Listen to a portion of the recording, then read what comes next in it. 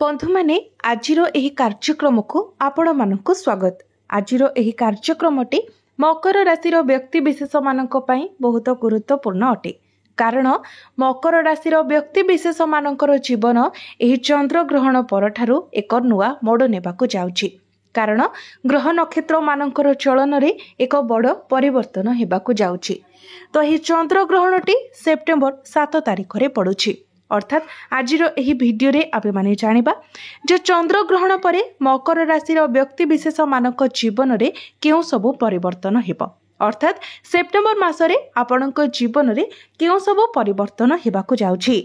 सेथिपाई आपण माने भिडियोटी को स्किप न करी शेष पर्यंत निश्चय देखंतु एवं भिडियोटी को लाइक करी चैनलटी को सब्सक्राइब करी दियंतु। कमेंट बॉक्स रे भक्ति एवं श्रद्धार सहित जय श्री जगन्नाथ जय माँ लक्ष्मी निश्चय लिखंतु। तो आरंभ करिबा आजिर एही कार्यक्रम को जहा आपणकर जन्म राशि तथा चंद्र राशि उपरे आधारित अटे। तेबे राशि चक्रर 12 गोटी राशि मध्यरु दशम राशि हेउची मकर राशि एवं मकर राशिर राशिधिपति हेउछंती शनि। तो सर्वप्रथमे आसंतु जानिबा सेप्टेम्बर मास आरंभ रे आपणक कुंडली रे नवग्रहंकर स्थिति किभଳି रहुची। तो बंधु माने सेप्टेम्बर मास आरंभ रे आपणक कुंडलीर द्वितीय भाव रे गोचर करूछंती राहु, तृतीय भाव रे गोचर करूछंती शनि, षष्ठ भाव रे गोचर करूछंती देवगुरु बृहस्पति, सप्तम भाव रे गोचर करूछंती शुक्र, अष्टम भाव रे गोचर करूछंती सूर्य, केतु एवं बुध एवं नवम भाव रे गोचर करूछंती मंगल। तो सर्वप्रथमे आसंतु जानि नेबा आपणकर स्वास्थ्य किपरि रहिबो एही सेप्टेम्बर 2025 रे।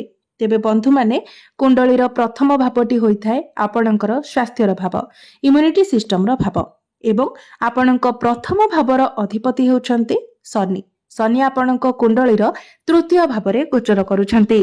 तेबे बंधु माने बुध आपणक कुंडलीर अष्टम भाव रे राहु एवं केतुंकर दृष्टि रे रहुछंती। बुध हेउछंती स्किन रो कारक ग्रह। तो बुधंकर स्थिति जेहेतु दुर्बल रहुछि एवं बुधंक उपरे पाप ग्रहंकर दृष्टि रहुछि, तेनु आपणकर स्किन रिलेटेड किछिटा प्रॉब्लम देखा देई पारे किंबा डेंटल इश्यू मध्य देखा देई पारे, दांत बिंधा दांत जनित किछि समस्या देखा देई पारे।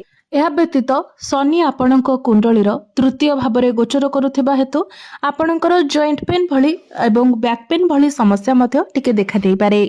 तेबे सेमिति किछि बड़ स्वास्थ्य जनित समस्या जदियो नाही, एभली किछि छोट छोट समस्या आपणकर देखा देई पारे। अधिक तो जदि देखिबा तो 5 सेप्टेम्बर रु 15 सेप्टेम्बर मध्य रे ए सब समस्या टिके देखा देई पारे। एबे आसंतु जानिबा आपणकर शिक्षा क्षेत्र किपरि रहिबो एही सेप्टेम्बर 2025 रे। तेबे बंधु माने कुंडलीर पंचम भावटी होइथाय शिक्षार भाव। आपणक पंचम भावर अधिपति हेउछंती शुक्र। शुक्र आपणक कुंडलीर सप्तम भाव रे गोचर करूछंती एवं 15 सेप्टेम्बर को शुक्र आपणकर अष्टम भाव रे प्रवेश करिवे। तो पाठ पढ़ा रिलेटेड आपण जहाँ भी स्टेप नेबा पई चाहुछंती, आपण जदि किछि एडमिशन किंबा फॉर्म फिलअप करबा को चाहुछंती तो आपण जदि पारिबे तेबे 15 सेप्टेम्बर पूर्वरु ही करिनियंतु। कारण 15 सेप्टेम्बर पूर्वरु शुक्रंकर स्थिति बहुत भल रहुछि। कारण शुक्र आपणकर केंद्र रे गोचर करूछंती। केंद्र स्थान को बहुत शुभ बोली माना जाय थाए। तो 15 सेप्टेम्बर पूर्वर ही आपण पाठ पढ़ा रिलेटेड जहाँ भी किछि भाबिचंती, जहाँ भी किछि डिसीजन नेबा को चाहुचंती ताहा आपण 15 सेप्टेम्बर पूर्वर ही करिनियंतु। कारण 15 सेप्टेम्बर पर्यंत आपणक पंचम भावर अधिपति शुक्र सप्तम भावरे रही आपणकर प्रथम भाव को देखिबे, जहाँ आपणकर शिक्षा क्षेत्र पई बहुत शुभ प्रभाव प्रदान करिवो। यह व्यतीत जदि 15 सेप्टेम्बर पूर्वरु आपणकर कोनोसी एग्जाम अछि तो एग्जाम मध्य आपणक पई बहुत भल रहिबो। किंतु 15 सेप्टेम्बर परे जदि आपणकर किछि एग्जाम रहुछि तो हुए तो सेथिरे आपणकु सेतेटा आशानुरूपक फल न मिली पारे। एग्जाम रे आपणकर किछि प्रॉब्लम आसी पारे। एबे आसंतु जानिबा आपणकर प्रेम जीवन किपरि रहिबो एही सेप्टेम्बर 2025 रे। तो बंधु माने कुंडलीर पंचम भावटी आपणकर शिक्षार भाव हेबा सहित पंचम भावटी मध्य होइथाय आपणक प्रेम जीवनर भाव एवं संतानर भाव। तो आपणक पंचम भावर अधिपति हेउछंती शुक्र। शुक्र आपणक कुंडलीर सप्तम भावरे गोचर करूछंती। शुक्रंकर दृष्टि आपणकर प्रथम भाव उपरे रहुछि, किंतु 15 सेप्टेम्बर को शुक्र आपणकर अष्टम भाव को चली जिवे। अष्टम भाव शुक्रंकर स्थिति दुर्बल होइछिबो कारण अष्टम भावटी को कुंडली रे भलो बोली माना जाय न थाए। तो जेतेबेले शुक्र आपणकर अष्टम भाव को चली जिबे आपणक मध्यरे मिसकम्युनिकेशन मिसअंडरस्टैंडिंग होई पारे। छोट छोट कथा को नेकी आपण निज भितरे झगड़ा करि पारंती, जुक्ति तर्क करि पारंती। आपण निजर पार्टनर को भितरे छोट छोट कथारे कमी बाहर करबा को लागिबे। किंतु 15 सेप्टेम्बर पूर्वरु जदि देखिबा तो आपणकर प्रेम जीवन बहुत भल रहिबो कारण 15 सेप्टेम्बर पूर्वरु शुक्र आपणकर केंद्र रे रहुछंती एवं शुक्रंकर दृष्टि आपणकर प्रथम भाव उपरे रहुछि। बुध मध्य 15 सेप्टेम्बर को आपणकर नवम भाव को चली आसीबे। सेमिति जदि देखिबा तो सेप्टेम्बर मासटी आपणकर प्रेम जीवन पई भल रहिबो। सेते किछि मेजर इश्यू आपणक मध्यरे आसीबो नाही, किंतु 15 सेप्टेम्बर पूर्वरु आपणकर प्रेम जीवन अधिक भल रहिबो। एबे आसंतु जानिबा आपणकर वैवाहिक जीवन किपरि रहिबो एही सेप्टेम्बर 2025 रे। तो बंधु माने कुंडलीर सप्तम भावटी होइथाय आपणक वैवाहिक जीवनर भाव, आपणक जीवन साथीर भाव एवं आपणक सप्तम भावर अधिपति हेउछंती चंद्रमा, जे कि प्रति 2 दिन रे निजर राशि परिवर्तन करिथांती। तेबे आपणक सप्तम भावरे गोचर करूछंती शुक्र एवं आपणक प्रथम भावर अधिपति शनि तृतीय भावरे गोचर करूछंती। कोनोसी पाप ग्रहंकर दृष्टि आपणकर सप्तम भाव उपरे रहुनाही। तो आपण आपणक जीवन साथीक सह मिसी कोनोसी लग्जरियस आइटम निज घर पई आनी पारंती किंबा घर पई कोनोसी डेकोरेटिव जिनिस आपण किणाकिणी करि पारंती। आपण निज जीवन साथीक सह मिसी जदि कोनोसी प्लानिंग करूथिले तो ताहा एही मासरे आपणक पई फलप्रद रहिबो। एही मासटी आपणकर फैमिली प्लानिंग पई मध्ये बहुत भल रहिछि। शुक्र आपणकर सप्तम भावरे गोचर करूछंती, शनि आपणकर तृतीय भावरे गोचर करूछंती। आपणक राशि रे जो शनि 7.5 चलीथिला ता संपूर्ण रूप रे समाप्त होई सारिछि। तो वैवाहिक जीवन आपणकर बहुत भल रहुछि। किंतु शुक्र जेतेबेले आपणकर अष्टम भाव को चली जिबे सेतेबेले आपणक जीवन साथींकर किछिटा हेल्थ रिलेटेड इश्यू देखा दे पारे। इम्यूनिटी सिस्टम टिके डाउन होई पारे, किंतु सेमिति किछि बड़ समस्या देखा देबो नाही। जदि मोटामोटी भाबरे देखिबा तो सेप्टेम्बर मासरे आपणकर वैवाहिक जीवन 75 रु 80% भल रहिबो। जदि आपण केवाडे बुलिबाको जिबाको प्लानिंग करूथिले तो एही सेप्टेम्बर मासरे आपण बुलिबाको मध्य जाई पारंती कारण आपणकर भ्रमण जोग रहुछि।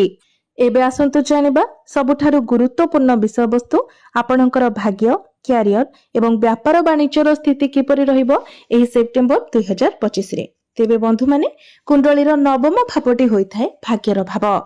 आपणक नवम भावर अधिपति हेउछंती बुध। बुध आपणक कुंडलीर अष्टम भावरे गोचर करूछंती, किंतु 15 सेप्टेम्बर को बुध निजर स्वगृह आपणकर नवम भाव को प्रवेश करिवे। आपणकर नवम भावरे बुध उच्चस्थ होइजिबे। तो बुध जेतेबेले नवम भावरे प्रवेश करिवे सेतेबेले ताहा आपणक पई बहुत शुभ फल प्रदान करिवो कारण आपणकर नवम भावर अधिपति नवम भावरे ही प्रवेश करिवे। तो आपण भाग्य संबंधित जहाँ भी किछि कार्य करबा को चाहुचंती, जदि किछि बड़ कार्यर आरंभ करबा को चाहुचंती, किछि बड़ डिसिजन नेबा पई चाहुचंती, कोनोसी बड़ जिनिस आपण किणाकिणी करबा को चाहुचंती किबा आपण भाग्य संबंधित किछि भी कार्य करबा को चाहुचंती, किछि बड़ इन्वेस्टमेंट करबा को चाहुचंती तो 15 सेप्टेम्बर परे आपणक पई समय बहुत भल रहिबो। एबे आसंतु जानिबा आपणकर क्यारियर आपणकर कार्य क्षेत्र किपरि रहिबो एही सेप्टेम्बर 2025 रे। तो बंधु माने कुंडलीर दशम भावटी होइथाय क्यारियर भाव, कार्य क्षेत्रर भाव। आपणक दशम भावर अधिपति हेउछंती शुक्र। शुक्र आपणक कुंडलीर सप्तम भावरे गोचर करूछंती एवं 15 सेप्टेम्बर को शुक्र आपणकर अष्टम भाव को प्रवेश करिवे। तेबे वर्तमान आपणक दशम भावर अधिपति निज ठारू दशम स्थान रे गोचर करूछंती, जहां आपणकर क्यारियर पई बहुत भल समय देखाउछि। आपणकर स्ट्रेंथ बढ़िबो, आपणक मध्यरे कॉन्फिडेंस लेवल बहुत भल रहिबो। प्रत्येक समस्यार समाधान मध्य आपण करि पारिबे। आपणक पाखकु जेमिति काम आसिले मध्य जेते कॉम्प्लिकेटेड काम आसिले मध्य आपण ताहाको बहुत सहजरे करि देबे। किंतु जेमिति ही शुक्र आपणकर अष्टम भावरे प्रवेश करिवे सब किछि बदली जिवो। सेतेबेले आपणकर मूड स्विंग हिबो, काम करिबारे आपणकर सेतेटा आग्रह आसीबो नाही। आपणक मध्यरे आलस्य देखा देबो। आपण निजर काम को टाळिबाकु लागिबे। आजिर काम को आपण काली पई पकाई रखिबे। तेबे आपणक निकटरे जदि कोनोसी चाकरी नाही, आपण चाकरीर अनुसंधान रे अछंती, तो 15 सेप्टेम्बर पूर्वरु आपणकु चाकरी मिलिबार बहुत अधिक संभावना रहउछि।